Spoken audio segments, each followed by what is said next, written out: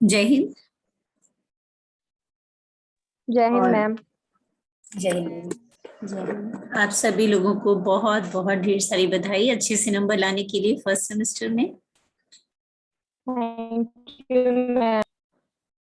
Unfortunately practicals नहीं हुए, but कोई बात नहीं, जो पैंडेमिक का टाइम है उसमें, एंड आपने थ्योरी में अच्छे मार्क्स लिए तो अकॉर्डिंगली आपको प्रैक्टिकल में भी अच्छे मार्क्स मिले automatically, because total of your theory, average of your theory, average आप मीन पढ़ी चुके हैं, mean of your theory rather to say, and 33% of those average marks that is treated as practical, लेकिन not more than 80%, क्योंकि जिनके 76% theory में आए तो 33% से 80% से ज्यादा जाता, लेकिन 80 कट ऑफ पॉइंट है, इसलिए आप लोग मैक्सिमम मार्क्स मिले हैं। Okay, 14 members have joined till now, so I'll wait for 30 seconds more. और today we are going to study a new topic, standard deviation and standard error. Standard error में next आज नहीं complete हो पाएगा, तो tomorrow I'll deal with. और थोड़ा सा brief देते हुए जब तक बाकी लोग जुड़ रहे हैं, हम लोग ने averages पढ़ लिए हैं। 3 तरह के averages या central tendencies हम लोगों ने पढ़ी हैं। 2 central tendencies means mean, median and mode. Mean is calculative part of the central tendency. Median, we can see the data and the central portion or central position of any data arranging into ascending or descending order. We can choose that with digit as the central tendency or median. Mode, frequently occurring data or repeated data is known as mode among the data distribution. Now, हमने को ने जो data distribution पढ़ा, बार बार हम लोग data distribution की बात करते हैं, तो डाटा डिस्ट्रीब्यूशन का मतलब we are having a distribution range of the data, that is from minimum to the maximum. So जब हम अरेंज करते हैं इसको एरे में, असेंडिंग और डिसेंडिंग एरे में, तो वी कैन नो दैट कि मिनिमम वैल्यू क्या है और मैक्सिमम वैल्यू क्या है। डाटा देख के भी बताई जा सकती है, बट अरेंजमेंट से वो इजीली लोकेट हो जाती है, तो इसको हम डिस्ट्रीब्यूशन कहते हैं। इस डिस्ट्रीब्यूशन में we have a range. Range का मतलब हमारे पास मिनिमम से मैक्सिमम होता है। तो इस तरह की जो टेक्नोलॉजिकल वर्ड है कि रेंज कह रहे हैं या हम लोग डिस्ट्रीब्यूशन कह रहे हैं, ये स्टैटिस्टिकली डिस्पर्शन कहलाता है। डिस्पर्शन का मतलब we are having different range of the, range का मतलब अलग अलग उसमें दिखाई देता है या अलग अलग वैल्यू कंसिस्ट करता है डाटा, जिसको डिस्पर्शन कहते हैं। डिस्पर्शन में minimum to maximum values consist होती हैं। अब अगर हम लोग डिस्पर्शन की बात करते हैं, तो ये जो अब हम अगला टॉपिक पढ़ने जा रहे हैं वो मेजर्स ऑफ डिस्पर्शन पढ़ने जा रहे हैं। मेजर्स ऑफ डिस्पर्शन का मतलब ये होता है कि variation in the data, variation, variability और variation in the data from minimum to maximum, we have different values in the data distribution. तो हम लोग जब भी बात कर रहे हैं तो हम मेजर्स ऑफ डिस्पर्शन की बात करते हैं, तो कितना डिस्पर्स है, कितना फैला हुआ है डाटा, है ना, उसकी रेंज क्या है, तो हम इसको मेजर्स ऑफ डिस्पर्शन कहते हैं।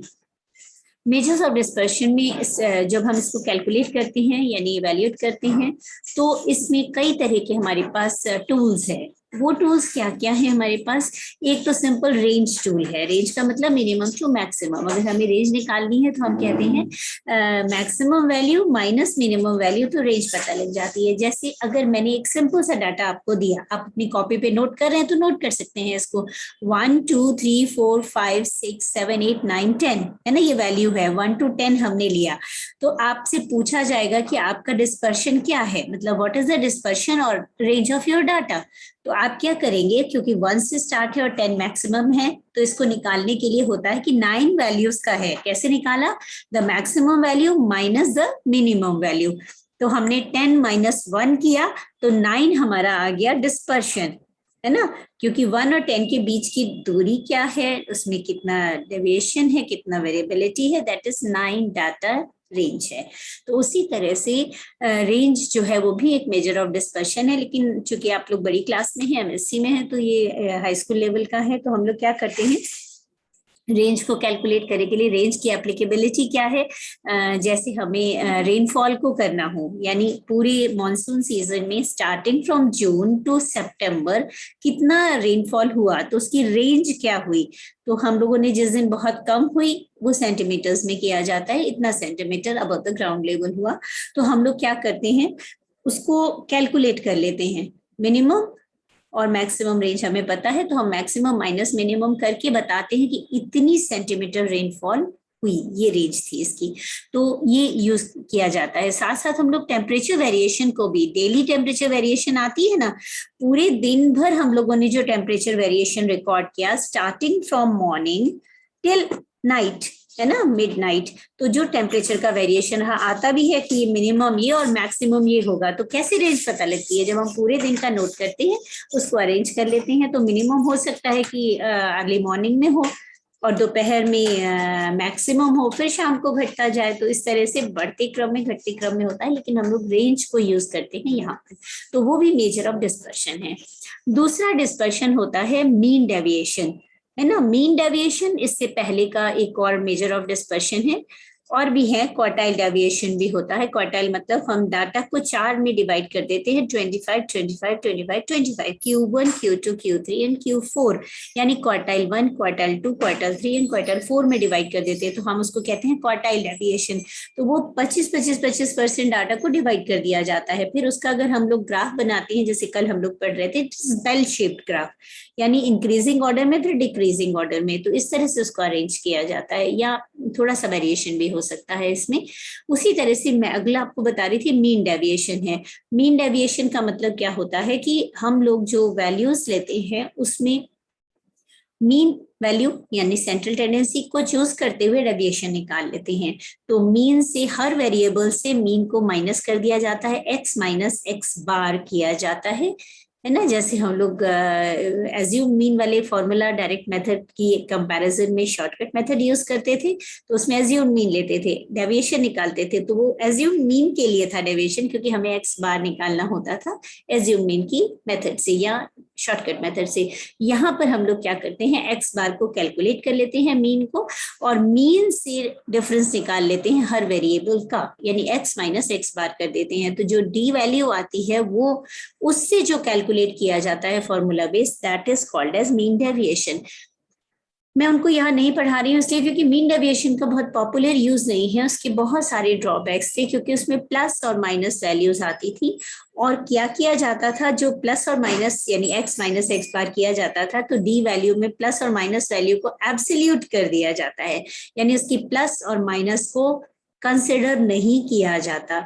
जब हम प्लस और माइनस को कंसिडर नहीं करते तो इसका मतलब हमारा वेरिएशन करेक्ट नहीं हुआ, यानी variation among the data distribution या वेरिएबिलिटी, तो वो कंसिडर नहीं हुई। तो प्लस और माइनस वैल्यू को अगर हमने छोड़ दिया और एब्सोल्यूट कन्वर्ट कर दिया, तो इसका मतलब डाटा एरोनियस हो गया, एरर आ जाएगी उसमें। तो ये बहुत पॉपुलर नहीं है, बहुत ज्यादा यूज नहीं होता, इसलिए उसको मैं यहाँ नहीं आपको पढ़ा रही हूँ, लेकिन बताती जा रही। तो मैंने आपको बताया रेंज, मैंने आपको बताया क्वार्टाइल डेविएशन, मैंने आपको बताया मीन डेविएशन। इसके अलावा परसेंटाइल डेविएशन भी होता है। तो जो हमारे यहाँ बायोलॉजिकल साइंसेस में पॉपुलरली यूज करते हैं, दैट इज स्टैंडर्ड डेविएशन।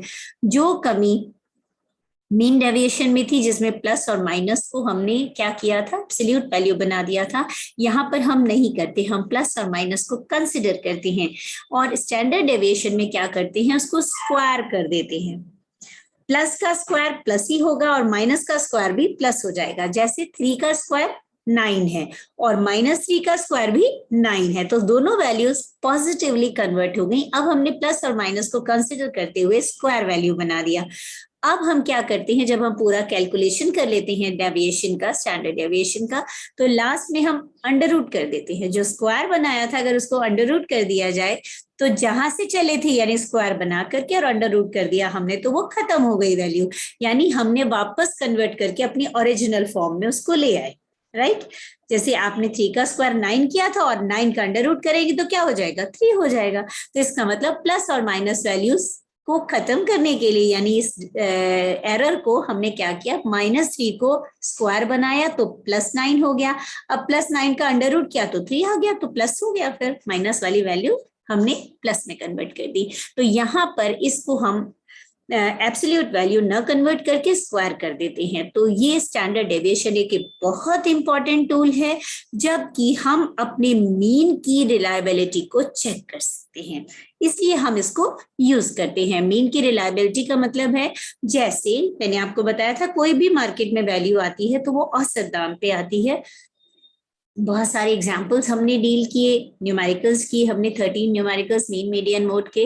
तो मीन वैल्यू या सेंट्रल टेंडेंसी क्या है, जब हम कोई भी कई जगह से डाटा कलेक्ट करते हैं और उसका मीन निकालते हैं, तो हम मार्केट में कोई दाम ले आते हैं। जैसे एग्जाम्पल हम लेके चलते आलू का दाम है ना, potato value in the market. तो आप लोगों ने आलू का दाम के बारे में पढ़ा कि वो कैसे मार्केट में आई। आड़त है, स्टॉक मार्केट है हमारा, हर डिस्ट्रिक्ट में होता है स्टॉक मार्केट। वहां पर कई जगह के डाटा को कलेक्ट किया जाता है, फिर उनकी एक मीन वैल्यू निकाल ली जाती है, जिसको कि मार्केट में ले आया जाता है। तो अब ये मीन जो मार्केट में आ रहा है वो 10 प्लेसेस के अकॉर्डिंग कलेक्ट किया डाटा है, फॉर एग्जाम्पल। तो क्या वो रिलायबल है, यानी जो बाजार में हमें 18 रुपए किलो आलू मिल रहा है, या पसेरी मीन्स 5 kg के दाम पे मिल रहा है, तो वो मल्टीप्लाई वैल्यू है कि वो इतने रुपए 5 kg मिल रहा है, तो उसको कन्वर्ट कर लेते हैं 1 kg में।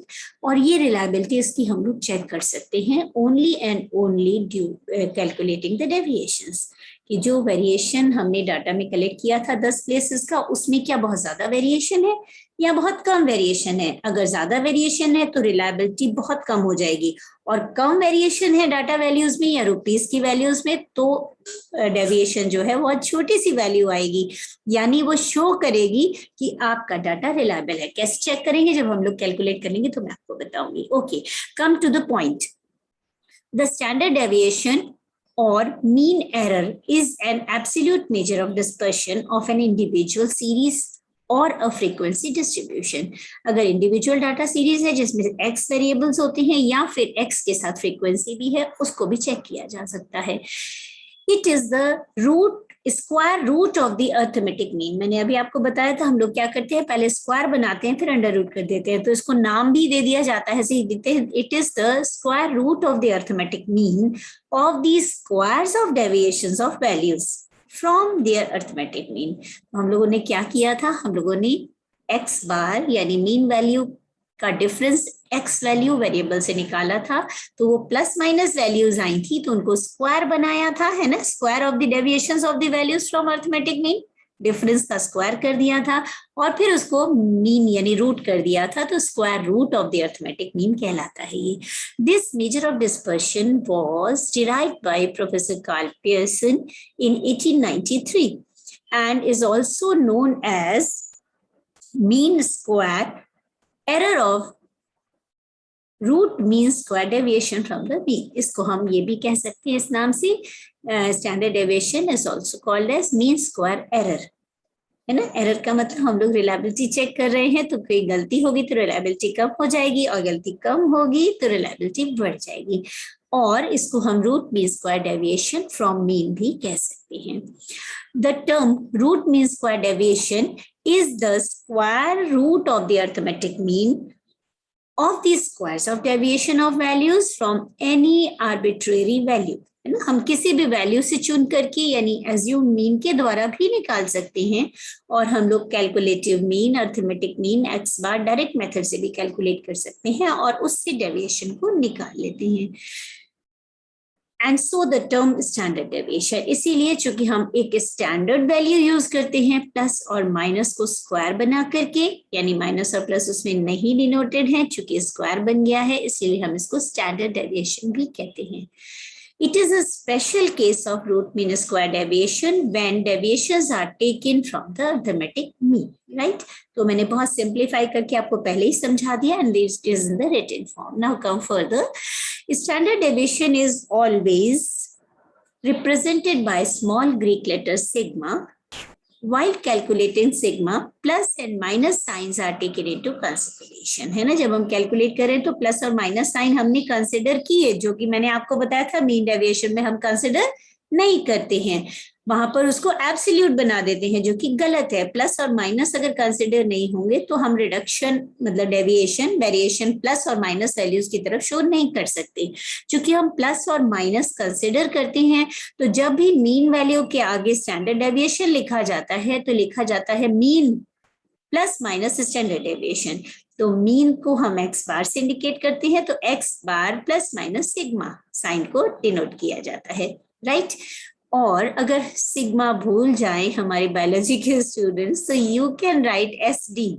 तो S D is the short form of standard deviation, otherwise mathematically or statistically we write sigma for this standard deviation. Okay, I think मुझे लगता है समझ में आ गया होगा बेस क्या है। तो पहली चीज स्टैंडर्ड डेविएशन क्या है, तो हम लोग डेविएशन स्टैंडर्ड डेविएशन क्यों कहते हैं, क्योंकि हम वेरिएशन और dispersion of the data distribution को कैलकुलेट करते हैं कि हमारी डाटा में वेरिएशन ज्यादा है या कम है, इसकी रिलायबिलिटी को चेक करने के लिए हम स्टैंडर्ड डेविएशन को कैलकुलेट करते हैं। So it is an important tool to evaluate the variability among the data as well as to check the reliability of the mean value calculated from data distribution. Then, okay, now come to the method of calculating the standard deviation. अब हमारे पास उसी तरह से जैसे raw data है, ungroup data है, discrete data है, continuous data है, सबके लिए मेथड्स हैं। तो according to data we have different methods to calculate the standard deviation, just like mean.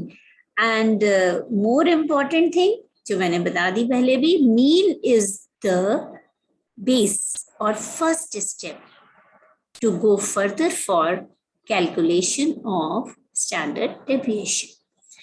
So coming to the raw or ungrouped data, the first method according to raw data, we have similarly two methods, direct method of calculating the deviation and shortcut method to calculate the deviation. Direct method थोड़ा लेंदी और long है, as we know कि हमें सारे values को data distribution की consider करना पड़ता है एक्स बार निकालने के लिए। तो एक्स बार निकालने के लिए जब हम डाटा को कंसिडर करते हैं तो इसका मतलब हर x1, x2, 2, x10 या जितना भी हमको वैल्यूज दी गई हैं सबको हमें कंसिडर करना है। तो डायरेक्ट मेथड में प्रोसीजर क्या है इसका, this is the first method we are discussing. Procedure बिल्कुल फर्स्ट स्टेप वही है। First of all arithmetic mean of the series is calculated, ठीक है। तो एक्स बार का फॉर्मूला सबको याद है, और अगर याद है तो अपनी कॉपीज पे लिखेंगे। ओके, एक्स बार अगर हम डायरेक्ट मेथड से यूज करते हैं तो इसका फॉर्मूला होता है sigma x upon N. Sigma x sum of all the values divided by addends. Addends का मतलब number of items in the series. Okay, if the values are less than 30, we have to write as n minus 1. You know that.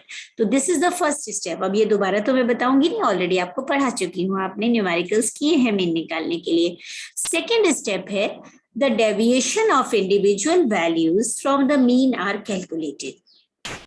Mean क्या है, x बार आपने ऊपर निकाला first step में, और variable x है तो हम हर वैल्यू, हर x1, x2, x3 को अलग अलग कैलकुलेट कर लेंगे टेबल में।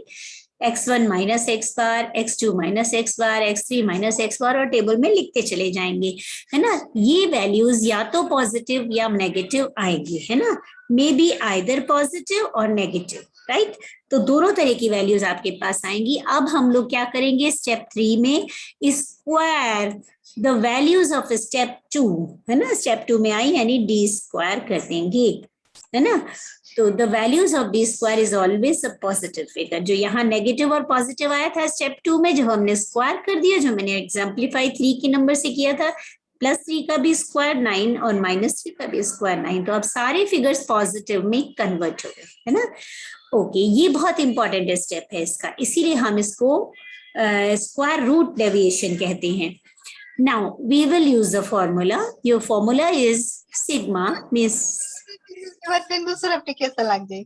हाँ, फिर खाली फिर वो जिस दिन की मांगे लोग पहले वाला कट। तो हम क्या करेंगे, sigma equals to under root sigma x minus x bar का होल स्क्वायर, यानी जो हमने थर्ड स्टेप में d निकाला था, दिस d स्क्वायर को सम अप कर देंगे। यहाँ हमने लिखने में फॉर्मूला ऐसे ही लिखा जाएगा, sigma x minus x bar का होल स्क्वायर, यानी हर वैल्यू जो स्टेप 2 की थी उसका स्क्वायर बनाया था, उसको सम अप यानी सिग्मा कर दिया यहाँ पर।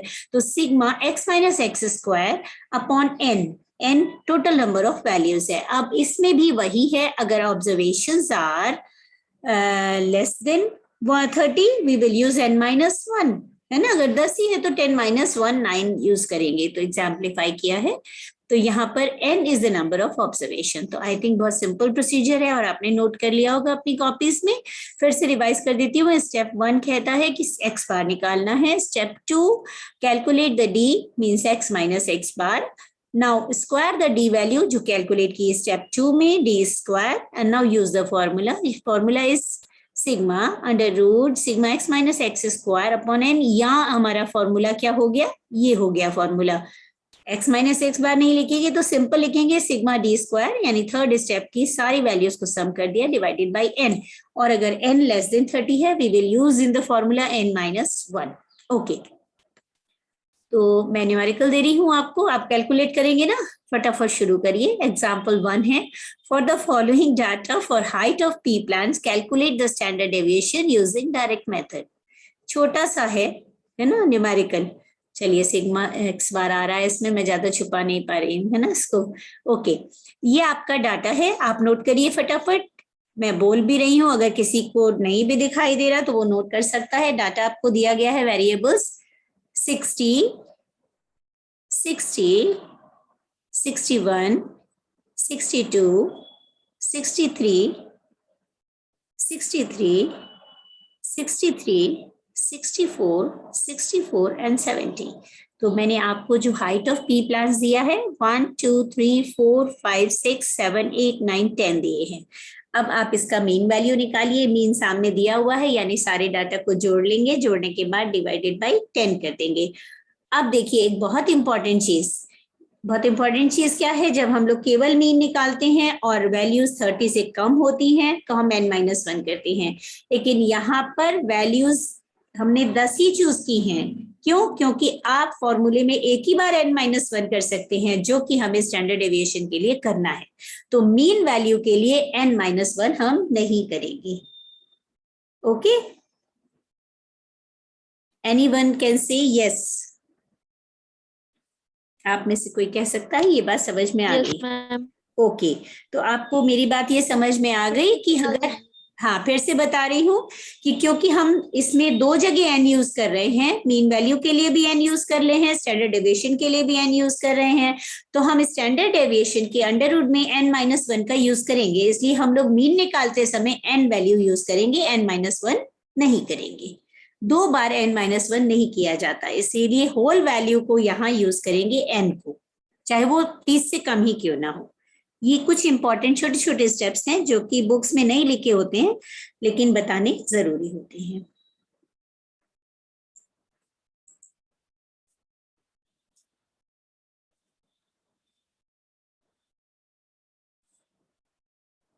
तो मीन वैल्यू तो निकली भी हुई है, आप समझ लीजिए, जोड़ लीजिए इसको, तो इसका टोटल आ गया 630 डिवाइडेड बाय 10, और मीन वैल्यू यानी x बार आपका आ गया 63। ओके, अब आपको निकालना है इसका स्टैंडर्ड डेविएशन।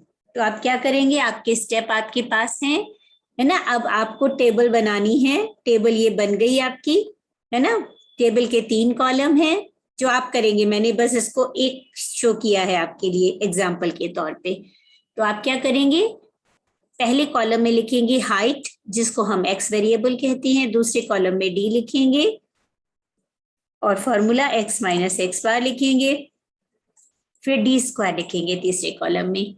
और जैसे ये पूरा सीक्वेंस में अरेंज दिया है मैंने डाटा, तो आप इसी को लिख देंगे हाइट के नीचे। 60 से 70 तक इसको भर देंगे, यानी 10 रोज में 60, 60, 61 इस तरह करके इसको फिल कर देंगे। अब डी क्या है, डी डेविएशन है, तो इसको निकालेंगे एक्स माइनस एक्स बार। तो पहली वैल्यू है 60 और हमारा एक्स बार कितना आया है 63। तो हम क्या करेंगे, यहाँ लिखा भी है एक्स बार 63। हम लोग क्या करेंगे, इसको 60 माइनस 63 करेंगे तो आंसर आ जाएगा -3, है ना। चूंकि 60 छोटा है, -3 इसका स्क्वायर कर देंगे तो आ जाएगा 9। तो ये स्टेप 2, स्टेप 3। अब बाकी के स्टेप आप फॉलो करिए, फिर मुझे आंसर बताइए कि आपका आंसर क्या आया। समझ गए ना सब। Aruni, you are making a table. Yes ma'am. हाँ, और टेबल में आप ये डाटा फीड कर रहे हैं। 60 से 70 तक का डाटा लिख लिया, डी निकालिए अगले कॉलम में और डी स्क्वायर बनाइए उसका। अभी मैं चेक करा दूंगी, अपनी टेबल को चेक कर लीजिएगा बस आफ्टर 30 सेकेंड्स। और जो कंप्लीट कर ले तो वो मुझे बताएगा सिग्मा डी स्क्वायर कितना आया, तो चेक हो जाएगा। मैं इसीलिए टेबल को ऊपर नहीं कर रही हूं। टेबल विजिबल है कि मैं और थोड़ा बड़ा कर दूं? ठीक है, थोड़ा बड़ा कर दिया और विजिबल हो गई।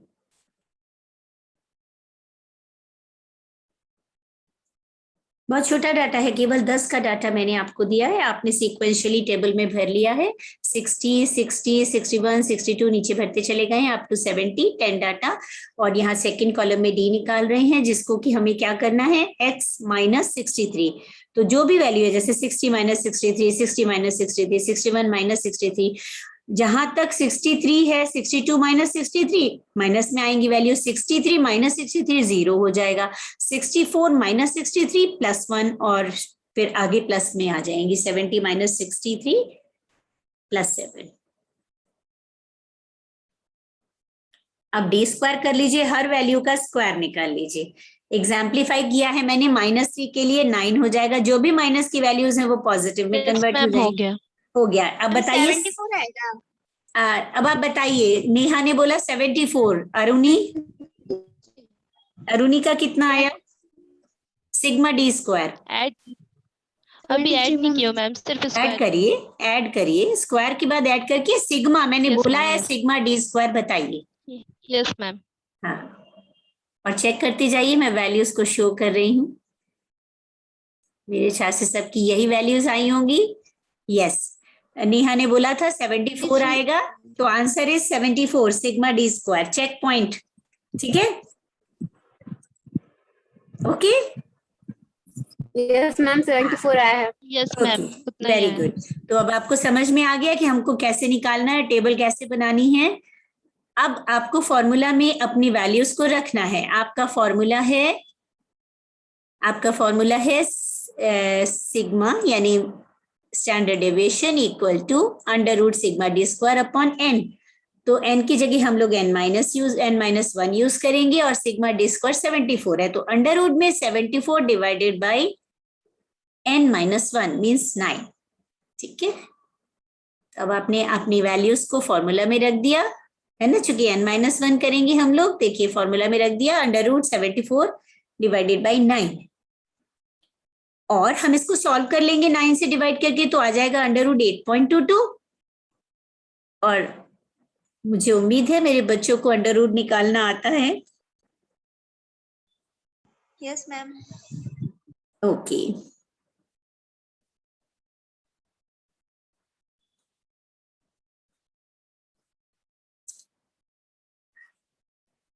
तो √ इसका 2.86 आ जाएगा। तो आप लोग अपनी कॉपी पे √ को प्रैक्टिस करिएगा। है ना। तो चूंकि अभी मुझे समझाना था, ये अंडर रूट का था, तो मैंने अभी एक न्यूमेरिकल थोड़ा डिटेल हो गया है। अब दूसरा न्यूमेरिकल आप लोग खुद कैलकुलेट करेंगे, मैं आपको न्यूमेरिकल दे दूंगी। तो this is numerical number 14 for your practical copy.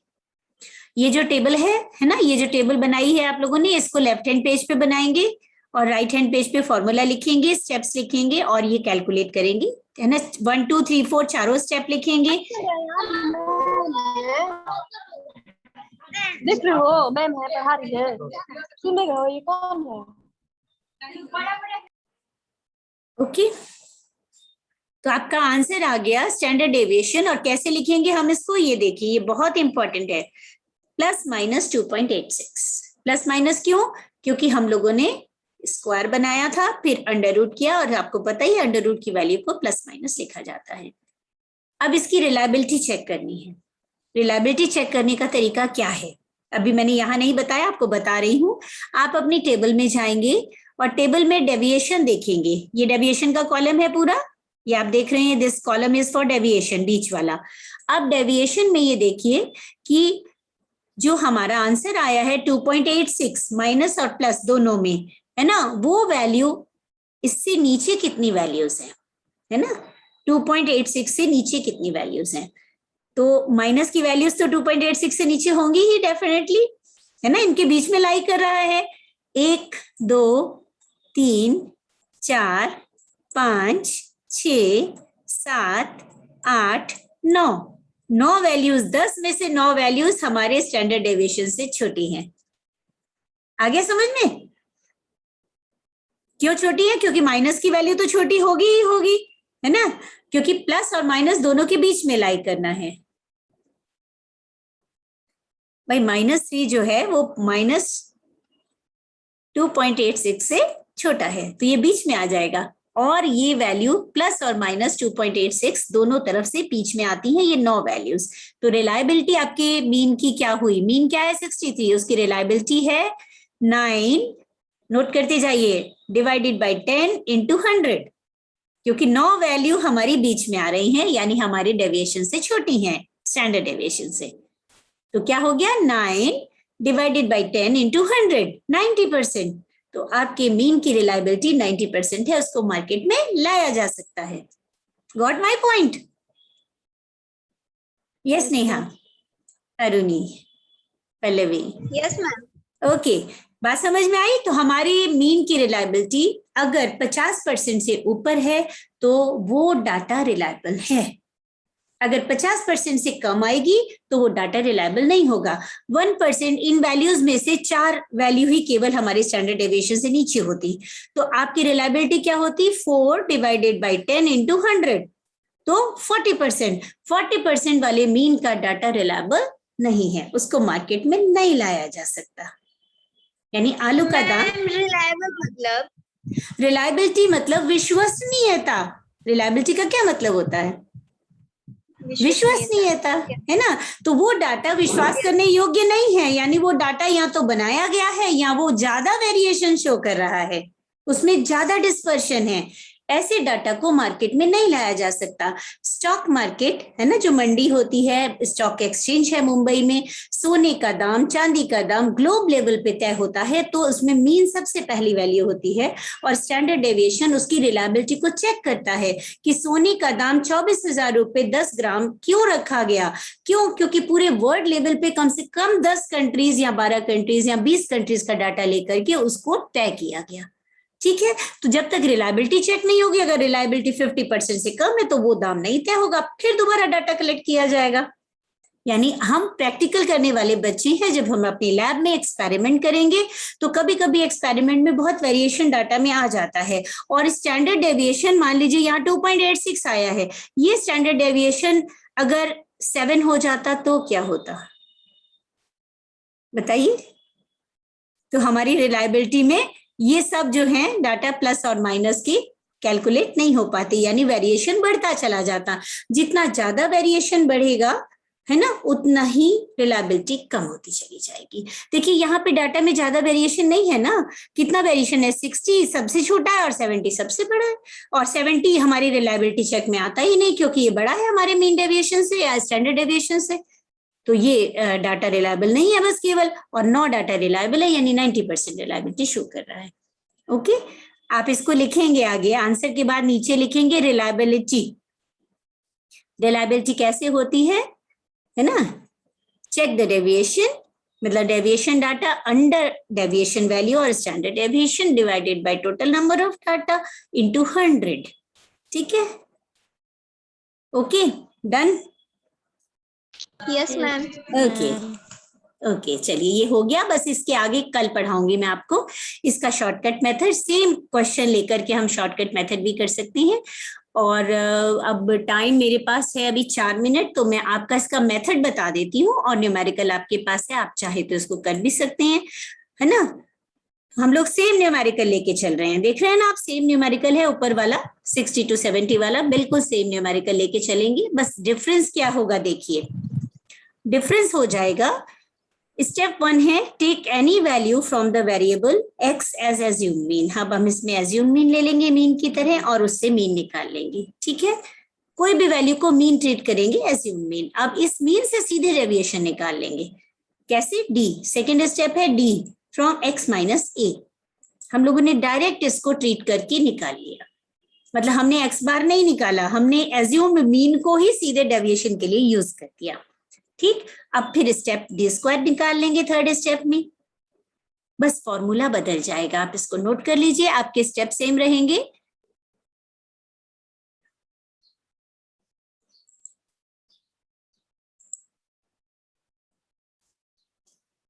देख रहे हैं ना आप लोग, स्टेप समझ में आ रहा है। पहले एज्यूम मीन लिया, एज्यूम मीन से सीधे डेविएशन निकाल लिया, है ना, और फिर डी जो निकाला था उसको स्क्वायर कर दिया थर्ड में। और अब हमारा फॉर्मूला हो गया sigma equals to under root sigma D square upon N, आप लोग लाइन खींच के नीचे लिखिएगा, minus bracket sigma D upon N bracket का होल स्क्वायर। ये पूरा अंडर रूट है यहां से यहां तक, है ना, ये फुल अंडर रूट है, this full is under root. Okay, और डाटा सेम है आपका। अब आप इस मेथड से कैलकुलेट करके देखिएगा, कल मैं चेक करवाऊंगी आपको, आप अपनी कॉपी में शॉर्टकट मेथड से इसको करेंगे। ओके,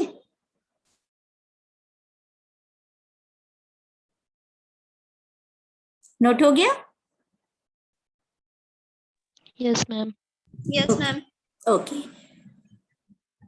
अभी मेरे पास 2 मिनट हैं, तो मैं अभी इसको खोला हुआ है मैंने, यानी ये प्रोसीजर को, शॉर्टकट मेथड को आप लोग नोट कर लीजिए, है ना। यहां तक पहला स्टेप एज्यूम मीन लेंगे, दूसरा स्टेप एज्यूम मीन को सीधे यूज कर लेंगे मीन की जगह पर और x माइनस ए से डी निकाल लेंगे, थर्ड स्टेप में डी स्क्वायर कर लेंगे, और फोर्थ स्टेप में हम लोग फॉर्मूला यूज करेंगे। क्वेश्चन वही है जो अभी आपने ऊपर लिखा था, है ना, this is the same question, नीचे भी दिया है मैंने ये question. For the following data, आपका ये न्यूमेरिकल 13 तक हो चुका था, 14 and 15 न्यूमेरिकल हो जाएगा example 2। For the following data of the height of P plans calculate the standard deviation using shortcut method. ये ऑब्जेक्टिव हो गया और सेम है आपका, है ना।